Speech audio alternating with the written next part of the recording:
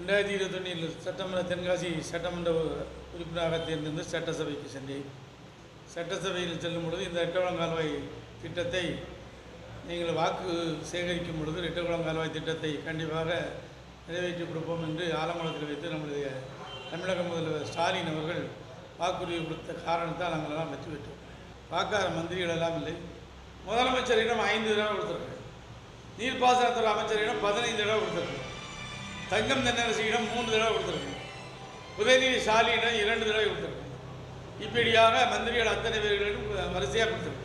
சொன்ன விவசாயிகள் அத்தனை பேர்களும் என்னை வந்து ஏசவும் பேசவும் இந்த மாதிரி பொய் சொல்லிவிட்டீரே, நீங்களெல்லாம் இப்படி கூட்டு சேர்ந்து எங்களை கெடுத்து விட்டீர்கள் என்று திட்டினார்கள். அது எங்களுக்கு மன வருத்தமாக இருந்த காரணத்தால் தான் நான் இதை இப்பொழுது இந்த டிவியிலே பேசுகிறேன்.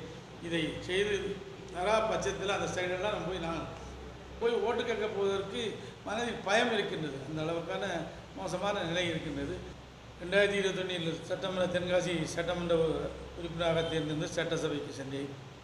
சட்டசபையில் செல்லும் பொழுது இந்த ரெட்டகுளம் கால்வாய் திட்டத்தை நீங்கள் வாக்கு சேகரிக்கும் பொழுது ரெட்டகுளம் கால்வாய் திட்டத்தை கண்டிப்பாக நிறைவேற்றி கொடுப்போம் என்று ஆலமரத்தில் வைத்து நம்முடைய தமிழக முதல்வர் ஸ்டாலின் அவர்கள் வாக்குறுதி கொடுத்த காரணத்தால் நாங்களெல்லாம் வெற்றி பெற்றோம். பார்க்காத மந்திரிகள் எல்லாம் இல்லை. முதலமைச்சரிடம் 5 தடவை கொடுத்துருக்கேன். நீர்ப்பாசனத்துறை அமைச்சரிடம் 15 தடவை கொடுத்துருக்கேன். தங்கம் தென்னரசியிடம் 3 தடவை கொடுத்துருக்கேன். உதயநிதி ஸ்டாலினிடம் 2 தடவை கொடுத்துருக்கேன். இப்படியாக மந்திரிகள் அத்தனை பேர்களும் வரிசையாக கொடுத்துருக்கேன். சொன்ன விவசாயிகள் அத்தனை பேர்களும் என்னை வந்து ஏசவும் பேசவும் இந்த மாதிரி பொய் சொல்லிவிட்டீரே, நீங்களெல்லாம் இப்படி கூட்டு சேர்ந்து எங்களை கெடுத்து விட்டீர்கள் என்று திட்டினார்கள். அது எங்களுக்கு மன வருத்தமாக இருந்த காரணத்தால் தான் நான் இதை இப்பொழுது இந்த டிவியிலே பேசுகிறேன்.